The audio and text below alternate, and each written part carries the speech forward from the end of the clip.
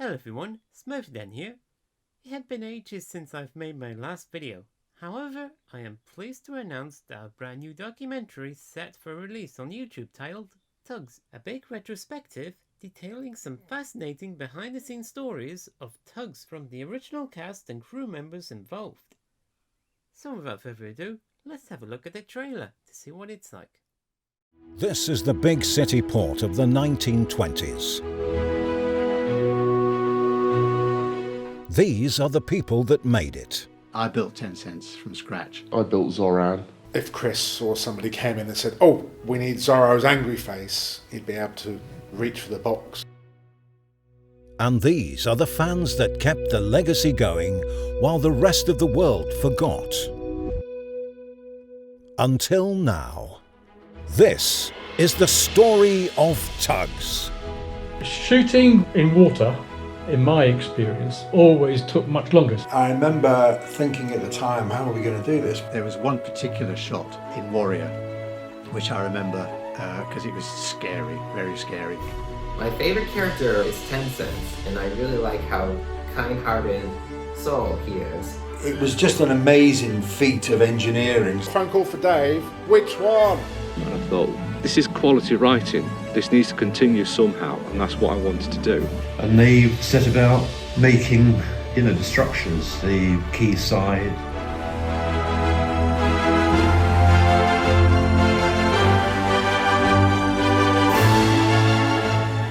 For those of you who are Star fans, sorry, I apologise, but I was always a Z. Yeah, Sunshine here. Looking forward to seeing you soon. How's this for a blast of the past? Anyway, I would like to introduce you to director Lewis Gilbert. Welcome to SmurfyDan Interviews, Mr. Gilbert. Hello, Daniel. Good to see you. How are you doing? Well, not bad, thank you. How about yourself? I'm doing alright, I'm doing alright. That's good. Now let's get things started. First off, how did it feel to be named after a James Bond director? Tell you what, though, it is quite a nice irony that I've got the same name as one of the original Bond directors from the 70s. Lewis Gilbert being the name of one of the original Bond directors from around the 70s. But I'm actually not named after him. You may not believe it, but I'm probably the biggest film fanatic in my family. My family all love their films, but they don't love it to the same fanatical detail I do. They wouldn't have taken note of a director's name and referred back to it later on. I'm actually named after the Isle of Lewis, which is off the west coast of Scotland, and it's where my parents had their honeymoon. So that's where my name came from. But I think it's a nice little, how would you say it? It's a nice little similarity to have that name. Although when I first found out about this, Lewis Gilbert, I didn't really understand who he was. Because when you're in school, when we found this out, all you do is, when you're bored, is you Google each other's names and see whose picture comes up. And when you Google my name in time, you just saw a load of pictures of a random old guy. No one knew who the guy was. It was just an old man. But yeah, I'm quite privileged to have the same name as one of the Bond directors, but it's nothing to do with how I got the name. Thank you for clarifying, Lewis. Anyway, since we showed a trailer to our latest project early on, would you like to tell us what TUGS A Bigg Retrospective is all about? So, TUGS A Bigg Retrospective is an all-in-all retrospective on the history of the 1989 TV series TUGS. For those who don't know, TUGS was the sister series of Thomas the Tank Engine, produced by Robert Cardona and David Mitton in 1988. It was mostly being filmed and released on TV in 1989. It only lasted one series of 13 episodes and unfortunately didn't get the chance to go further. However, it does live on through a very dedicated online fandom. So the film itself goes through every stage of the show's history. It goes through the production stories where all the original cast and crew come together and tell us their memories and give us a larger look at what it was like making the series. Then it will transition into the fandom in the latter third of the film, where we get to see how TUGS managed to maintain an interest in some people, mostly through the late 90s, and onwards, even though by this point Tugs was not a thing in British culture. Tugs lasted a year or two and then disappeared into the ether in the UK. So that's essentially what you can expect. Whoa, sounds like an exciting project you had in mind in terms of detail. So we'll be looking forward to see it. Anyway, next question. How did you first get into Tugs as a child? Oh, this is actually probably one of the easiest Tugs memories I can recollect, because it's so vivid in my mind. So my earliest memory is the Trapped VHS tape. I had a copy when I was a kid. Now, I could not explain to you how we had that in my family, because my brother was also born in the 90s, like myself, and he wasn't a huge Tugs fan as far as I'm aware. And so I could not tell you how and why we had that tape beyond the fact it said from the producers of Thomas at the top. And like many of you, I loved Thomas and TUGS as a kid. I'm still nostalgic for the early stuff, but I wouldn't say I was die hard into it. It's just more like a morbid fascination with the early stuff. But Tugs hit differently. It was very, very interesting to see what this show was. I also remember it being this tape because it scared the bejesus out of me. Like the sequence of 10 Cents and Sunshine seeing the galleon and ghosts, I could not watch that scene as a kid. If it came on, I walked out the room. And I'd literally just hide round the corner and listen until I knew it was a shot that I was safe to go back in and I wouldn't be scared by it. It took quite a while before I watched that scene in full. Also, another memory I have is the end credits of Trapped. The audio would warp on the copy I had as a kid. So it would fade down from the episode, and as the credits faded in, the audio warped for about 2 seconds or something. Something like that. Unfortunately, I can't find that original tape anymore. I'm pretty sure I must have it somewhere. I must do. Because I found my old High Tide and Jinx tapes that I had as a kid yonks ago. But I unfortunately can't find the Trap one. Oh yes, it's kind of like me with watching Thomas first as a child before seeing Tugs on video. In fact, my first tape is Jinxed that my mother bought from some charity shop while I was out in the sandbox, I think. Anyway, here is another personal question. Who and what inspired you into filmmaking and acting? Yeah, so a little bit of context to those who don't know me very well. As well as doing films on the side, I work full-time as a builder's merchant, and I'm also an amateur actor. So I work with a local drama group, and we put on 3 plays a year, 2 plays and a pantomime. And it's just another thing that broadens my artistic interest. As for like inspirations, I'll get acting out of the way because that's an easy one. My acting inspiration has always been and always will be the comedian Rick Mail, because he is just a lightning bolt of energy. Like everything you see him do, you know he's throwing himself into it and he's having fun doing it.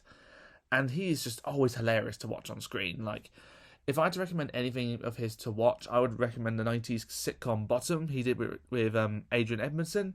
It was such fun to see essentially a live-action Tom and Jerry cartoon. And it's just very entertaining material. It may not be to everyone's tastes, but I think it's brilliant work. As for filmmaking inspirations, I'd say there's a couple. So the obvious answer would be Tugs, because Tugs did get me interested in the idea that you could do this sort of thing with model boats. I mean, Thomas was very straightforward. Model train, on track, puff smoke, job done. But Tugs, I was more interested in how the Tugs came together and how the series did what it did. But the big inspirations came when I was around 6 or 7, and I first watched James Cameron's Titanic. I didn't watch the whole film, which is probably good because it's rated 12 for a reason. But I watched it from the moment the ship hit the iceberg. We had a VHS copy as a family, and I would watch it from the moment the ship hit the iceberg to the end. And I was so enthralled by that last part of the film, just seeing them pull off this amazing recreation of the event. And it was just like, how are they doing this? And when you see stuff like the water coming through the glass dome into the grand staircase, spoilers for those who haven't read history, that sequence, I was just amazed that it clearly felt real because you could see everyone getting affected by the water. So as I grew older, I came across the behind the scenes reels for the Titanic film, and again fell in love with all that hard work and dedication. It was again going back to the Grand Staircase story. It's where I then realised that, yeah, they did do stuff like dumping a tank of water through the Grand Staircase dome onto the actors, so much so that it actually broke the Grand Staircase and pinned some of the actors up. Or something like that. Essentially, the Grand Staircase on the film broke like the actual staircase on the ship, because they built it like a real staircase, so when the water came in through the glass dome, it literally broke it and it floated. So stuff like that really intrigued me. So I'd say Tugs and Titanic were the early inspirations, but there was one other inspiration from later on. So the story is, I was in my second year of university around late 2016. I'd just finished my first semester of the second year, and I was pretty down in the dumps. I really didn't have much confidence in my work, and I thought to myself, well, what's the point in doing this?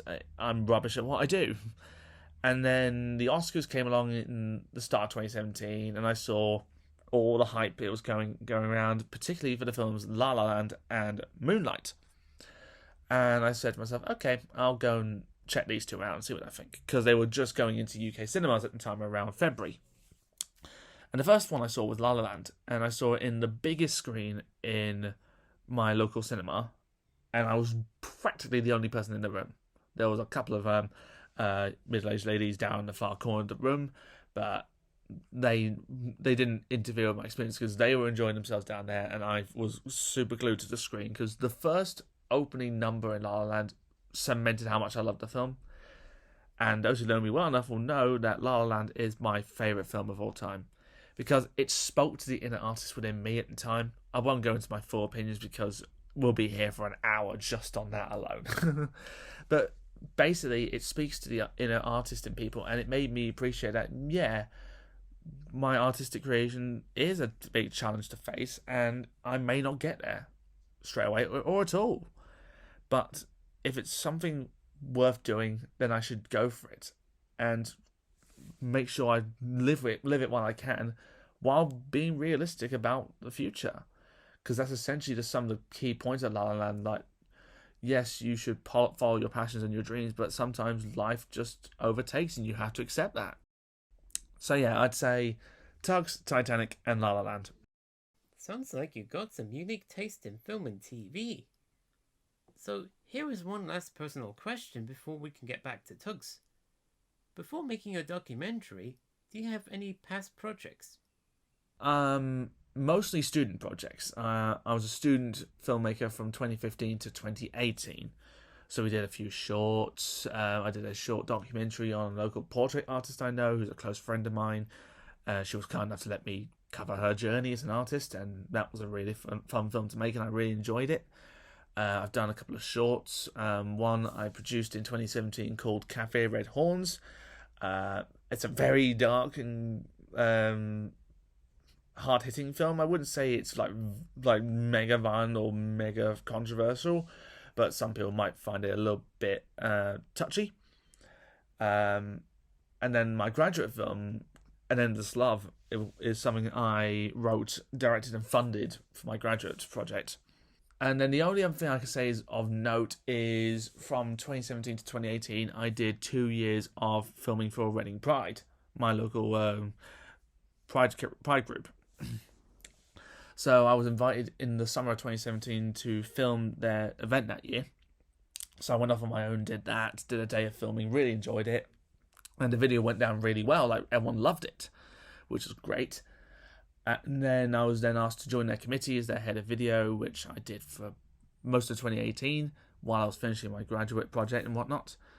But then as the end of the year came, I was facing a lot of personal conflict. I was thinking to myself, I'm stuck in a full-time job I don't enjoy.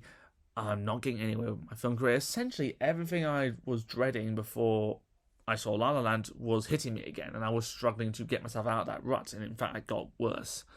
And I said to myself, I need to break some ties in order to focus on what's a priority in my life and go from there. And unfortunately, Reading Pride, it was volunteering work. I didn't get paid. Rightfully so, because it's a charity. But I needed to prioritise something that was going to keep me financially stable. And unfortunately, the job I didn't like was that. So I had to give up Reading Pride and focus on making money. Interesting, so that's your portfolio. Now let's dive into more about Tugs. In terms of the same studio, Clearwater Features, can you tell us why Tugs is different from Thomas in terms of models and props assets? Yes, like I said, Thomas and Tugs have very different views of the world, but also kind of similar, because obviously Thomas was meant to be a realistic portrayal of railways, but the actual visual style of it was very approachable, very bright. Yes, the stories were set in reality, and it did focus on real life events and real life incidents, but you could also feel like it was approachable, it was a sort of comforting world that you could step into and you'd feel safe. If you stepped into the world of Tugs, you wouldn't always automatically feel safe, and that's perfect, because you want people to question what's around them, who's around them, and Tugs demonstrates that perfectly. Obviously, Tugs and Thomas are always cemented together by the fact that obviously they look very similar visually. At least Thomas from the early days looks similar to Tugs. And obviously there's the fact that sometimes props from Tugs and Thomas have crossed over. Mostly stuff from Tugs, like background props like cranes and faceless trampers being used in the backgrounds of Thomas. But I'd say they're not similar shows. They are to an extent, but I think their ideologies and views of the world is what separates them. Alright. Do you have a favourite Tugs character? Be it a Star Tug or a Zed Stack, or vice versa? I think I'll split this up into three, because I feel like it's not fair to just focus on one fleet in the series, because I'm very much a Star Tug in that regard. My favourite characters are more that fleet than anything else. But I'd say each fleet and various characters from those fleets and the other side characters are worth giving attention to. For Star Tugs, I would say it's a tie between Tencent and Warrior. Tencent, I just love the compact, neat design of his model. It's beautifully designed, and it's the character that drew me in the most when I was younger. As for Warrior, as an adult, he is my spirit animal, because I wouldn't say I was clumsy like Warrior. I don't bump into stuff and drop stuff constantly, but I sometimes just don't pay much attention to my surroundings. The amount of times I've walked into a table leg or bashed my leg against something, that's the sort of clumsy nature you'll get from me. Nothing that breaks. I'll usually just end up hurting myself more than anything else. As for the Zed Stacks, again, this is a two-way tie. I would say Zoran and Zip in this regard. Zoran, he is the ideal antagonist for Tugs. He is such a fun villain to watch on screen, and he's got some of the best lines, everything out of his mouth by Chris Tulloch. It's just fantastic. There's so much entertainment value in watching Zoran get up to stuff. And for Zip, it's similar, but the opposing opposite. Zip is a very conflicting character. He's not got the biggest conflict in the Zed Stacks. Obviously, Zebzy takes that cake. But you see more subtle examples of Zip being conflicted about the actions his fleet takes. An example I show of this, when someone else brings it up in the documentary, is in Warrior, when Zip immediately wants to help Tencent when he's about to get crushed under Izzy, who's about to tip over. He's like, I'll help you, and Zug tells him no, and he immediately goes, we got to help, we can't manage. There is some elements there where Zip's yeah, they are our rivals, but we can't let this happen. That's just barbaric. And as for characters outside the two main fleets, my favourite would be Billy Shupak. Again, he is just an amazingly fun caricature to watch on screen, and it's kind of biased that I watched one of his episodes first, being Trapped. Again, I'd say him, along the likes of Zoran and Tencent, were the standouts for me as a youngster, because they're the ones I paid attention to most, especially in that first episode I watched. Whoa, those are good choices. Anyway, which is your favourite Tugs episode?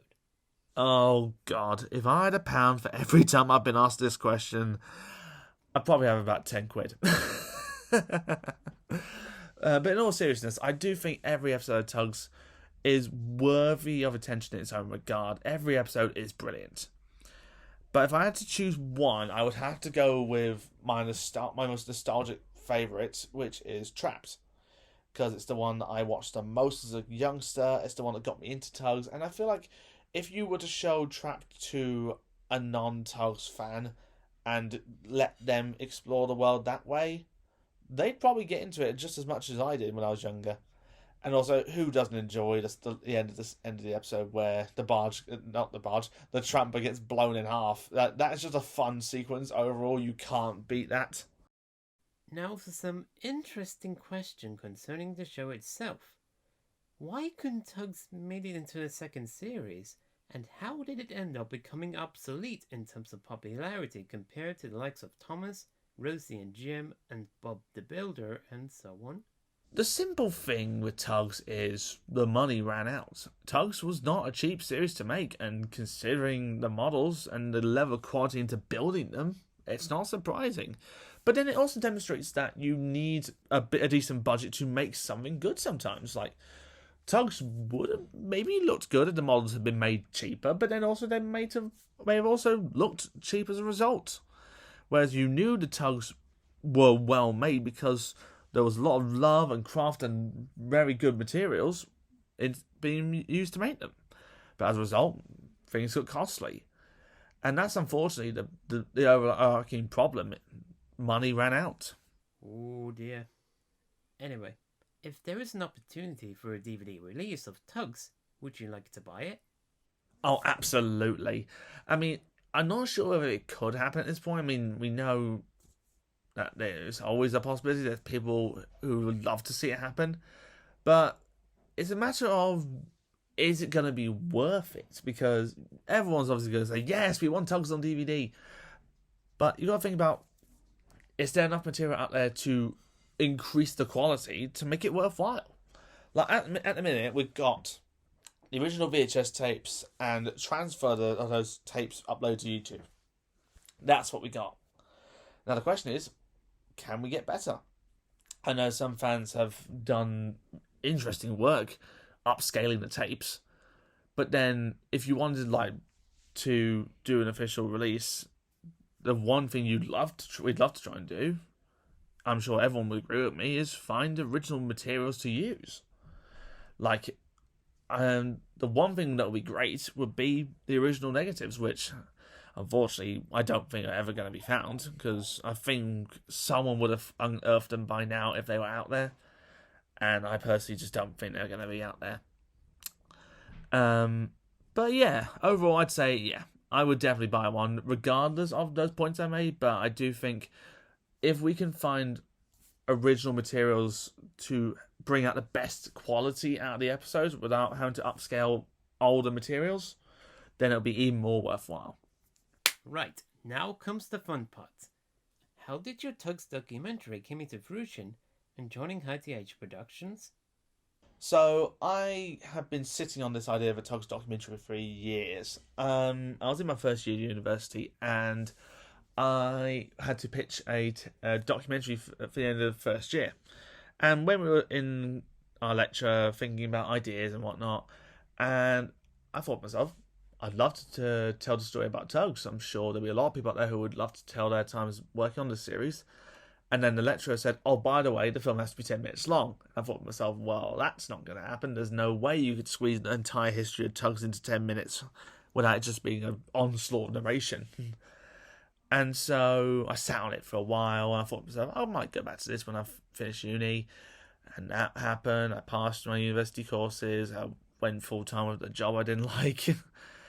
And it just never came to be. And I think the big problem was, like I said, around the time of 2018, when I was going full-time in the job and left for any pride, I just didn't have confidence in my work, and I was really doubtful about whether any of the stuff I did would be worth doing, whether anyone would really want to see a Tugs documentary happen or anything like that. And I was like, what's the point? No one would like this anyway. It's a ridiculous idea. So I sat on it for a while, and I think it was the summer of 2019 when I first brought it up with Elliot, who runs I.T.H. Production with a few of his friends from college. And so we were sat at a Tugs event and we were talking, and he was talking about some of the ideas he'd been brainstorming, and I said to him, I thought about doing a Tugs documentary, and I thought it would be a great idea.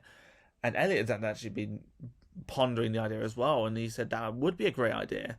So I gave him some pointers about what I was thinking of doing, and next thing I know, during lockdown in 2020, thanks COVID, Elliot approached me and said I.T.H. wants to hear about the idea and possibly get involved. So I joined a Zoom meeting later on and pitched it in. They really liked it, and we went from there, really.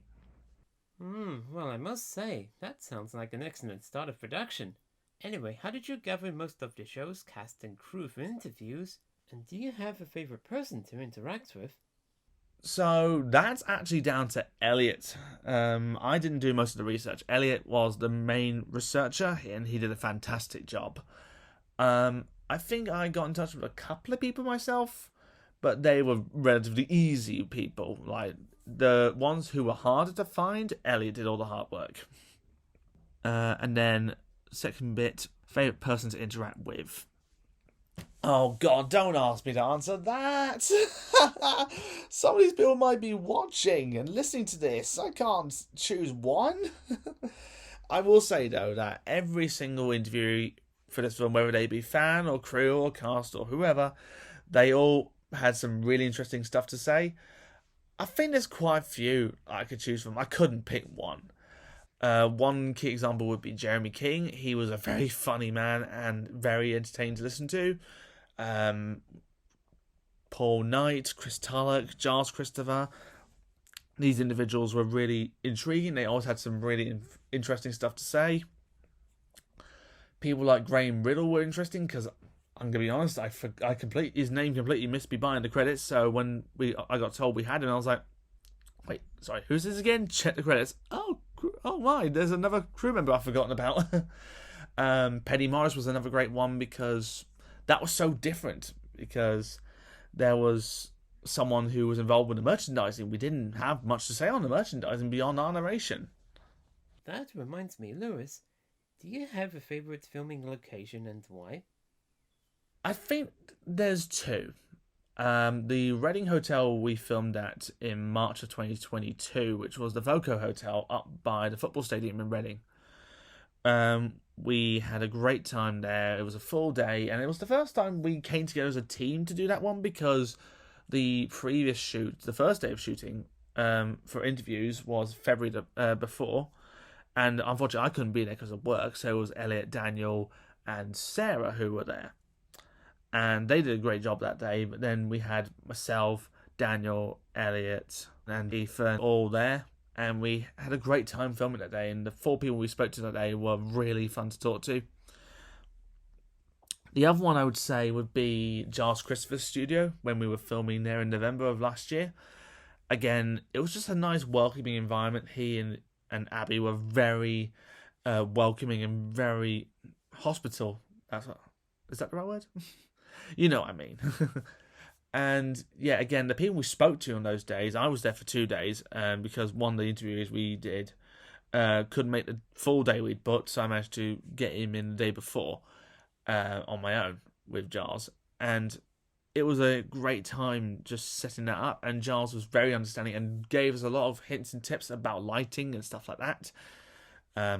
Because obviously I had like 2 standard photography lights at the time, and he was great at helping me make the best of them. Wow, sounds like you guys had a busy time, especially during 2022. So, are there any funny moments during the production of your documentary? Oh, too many to count. So, I'd say in this regard, there's a few. When we were filming at the Midland Railway in the summer of 2021, we were doing some fan interviews. It was one of the first things we did. I did a day of filming on the Steam Tug Challenge first in July of 2021. Then interviews for the fans started in August at the Midland Railway. And while we were there, 2 of those interviews got interrupted by trains. And it was just a little DMU just scuttling along on the line, and it interviewed us twice. It didn't interview us, it interrupted us twice. And both times, actually no, not both times, the second time, he got interrupted us. I was like, "Oh, shut up! Stop interrupting the shot." But then you can't complain because the train's got to run. That was a pretty funny one. What else was there? Yeah, we also got interrupted by planes when we were filming at Giles' studio because he was on the pathway for flights coming in out of nearby airports. So that was interesting. What else? Oh yeah, there is also the story that I've told a few times on the I.T.H. Facebook Lives, where I was forced to do a fan interview at our shoot in London of April 2021. I really wasn't keen on our crew being present in the film because I thought it would be a little bit over exuberant to have ourselves present in the film as well. But I said, okay, I'll do an interview. That's fine. And the person who did my interview, they threw in some joke questions at the end about Tencent's being one of my favourite characters and how they thought he was a waste of space just to wind each other up, that sort of thing. And the last thing they said to me was, my God, your taste is so bad. Are you sure you haven't contracted COVID? Now, a little bit of context. This day, I felt rough as a dog. I was really unwell, and I'd done a test back in Reading that morning, and I was negative. I definitely didn't have COVID, according to the test. So I picked up my crew, and so we went for the day. I felt sick as a dog, but I assumed I was just coming down with a really bad bug. And then we just laughed off that COVID question. I just said, I don't think liking Tencent is a symptom of having COVID. We laughed, we wrapped up that, and we did a few other interviews, and then we went home. Next morning, I got up to mull around the house and do a few things, and I thought, I still feel really bad. Let me do another test just to be sure. Did another test. Positive. And I thought, oh no. Yeah, I think people who were on set that day caught COVID off me. Elliot did, and Penny did. Sorry, you guys, by the way, if you're listening. Oh, God. I still feel bad for that. But then I think the funny side of that is, obviously, when I got in touch with the person who asked me the COVID question the day before, I said, about what you said yesterday, check this out, and showed them the positive test, and we just burst out laughing. It's not something you should really laugh about, but then also, you can't help but giggle sometimes. Oh, that sounds dreadful. I'm really sorry to hear you guys getting tested for COVID in London, although that's nice to see some funny side for a bit. Anyway, let's move on. What is the most difficult part in making the documentary? I'd say post-production was for me, because I'm a perfectionist, and I am very finicky about how my films come together. Anyone who's ever worked on previous projects with me, I'd probably roll in their eyes going, yep, that's true. And so I found it really stressful, and I was putting a lot of that pressure on myself. Like from, I'd say, late October to just before Christmas, I was working non-stop on the film. I was literally spending every breathing second at my laptop, clicking away, editing the film. Just non-stop, just bang, bang, bang, put stuff in, make this film go together.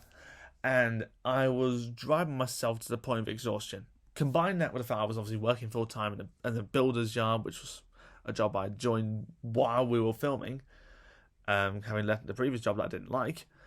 And so combine this full-time job as a builder's yard merchant, and also having to do this, and the fact I was directing a local pantomime and acting in it as well.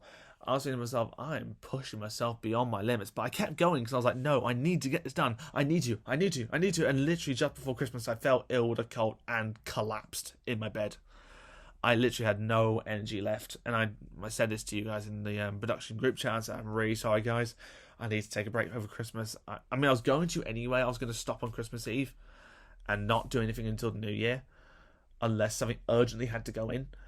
But literally, I stopped about 4 or so days early because I just could not keep going. I was exhausted. And yeah, that's the one thing I regret, is the fact I let myself I pushed myself that far to the point I was that exhausted. That definitely sounds like a lot of hard work putting things together while pulling in a lot of passion and dedication to a project. So yeah, I'm pleased to hear it's all coming together. That's pretty exciting. Even if it can be tiring at times, yes. Anyway, now here's the next interesting question I would like to know, and I did have a feeling that most people would as well. Do you have any honest perspectives on Tugs the Exhibition as one of the visitors? So, yeah, I'm sure most of you probably know I am a regular attendee of the Tugs Exhibition events. And the simple reason is I enjoy myself when I go there. I have a great time. I really enjoy seeing the models, and the people who run the event are very friendly and very welcoming. I find it a great time talking to them, and if I've got a question, if they've got an answer or a theory that might answer the question, they're more than happy to talk to me. They don't hide away from stuff as best they can. Like, obviously, if there's something they legally can't say, then they won't obviously say it, but then I wouldn't know. But again, I think it's a great experience, and the fact that they don't hide what they're doing to work on the models, they do it there, especially mainly at the big events. You see some of the modelers working on them, and you see that they are being very careful. Do I think everything they've done is a slam dunk perfect decision? No, but then that's because they're human. Nothing's going to be perfect. Do I think some things were bad choices? Absolutely. But would I say the majority of their decisions were bad? No. And like I said, the one thing I don't understand, I can appreciate people online not having the same positive opinion about them as I do. I can understand some points, but I don't appreciate how they come across. Some of them, I appreciate if it's just constructive feedback, but sometimes it's just mindless shouting and mindless witch hunting for the sake of it. It doesn't feel like it's constructive. The one thing I find very puzzling is where with the newer models, well, not to say newer, the models 10 Cents and Sunshine that have just been restored, people claim they've been repainted, and I'm thinking to myself, I've been there. I've seen them working on the models. Maybe not those two, but I've seen what they do to the others, which is literally the dirt that needs to come off it that is not related to the show, just accumulated from storage. It's just a cotton bud and a tiny little tip of water, and they just wipe it off. And it takes away the storage dust, but doesn't take away the detailing. And the models do look great as a result. And I can understand. I think some small bits have had to be repainted, but the whole models haven't been. I could be completely wrong about the smaller bits, but I know for a fact the whole thing hasn't been repainted.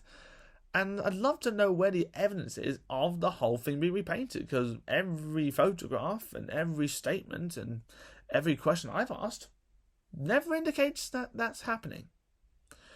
So again, I'm not saying people who don't like the exhibition are wrong to dislike them. They're welcome to have their opinion.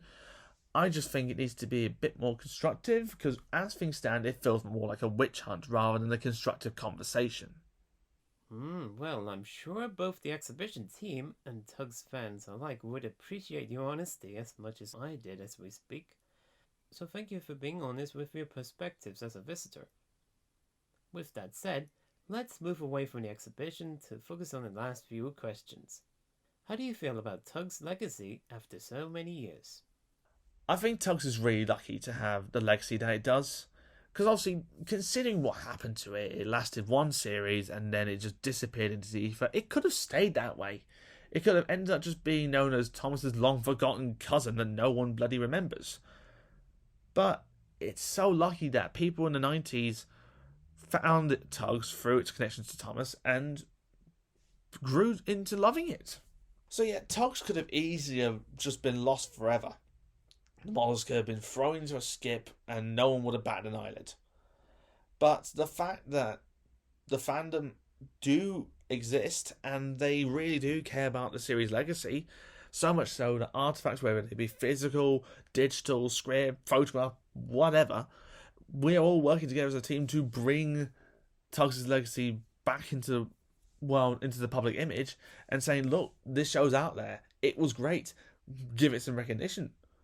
Like, without the efforts of the fandom and the crew who are willing to show support for these endeavours, we wouldn't get anywhere. And if it wasn't for us, like, finding Tugs in the 90s, Tugs would literally be nothing. I couldn't agree more there. Now, do you have any advice for future filmmakers and actors? Simple advice, don't overwork yourself. As I said in the previous question, I push myself way too far in post-production.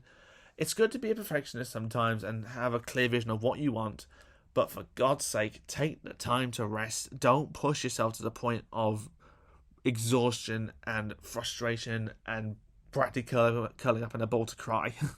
I didn't do that. I got close to it though. But just look after yourselves. Like, nothing's more important than your own well-being. No film, no acting job, nothing in life, no job or anything is more important than your own mental health and your own well-being. Focus on yourselves first and foremost. Oh god, I know that feeling about not pushing yourself into a big project. I mean, I am very much reminded of how animator Richard Williams worked his hardest on an ambitious film for nearly 3 decades, only to end up becoming a mess after he got kicked out in the 90s. So there's your example. Now it's time for the final question. Shall we bid our farewells to the audience? Yeah, thank you so much for having me on, Daniel. It's been great to have this conversation with you. Thank you to everyone who's listening to this, and I hope you look forward to seeing the film on April the 4th. Thank you so much, and goodbye for now. And thank you very much for your time to join me for this special occasion, and I wish you the very best of luck for your TUGS documentary once it's out on YouTube. So there you have it, folks. TUGS, a Bigg Retrospective, will be out for all to see on YouTube for Tuesday, April 4th. With that said and done, thank you so much for watching the latest interview installment. Until next time, this is SmurfyDan signing off. Farewell.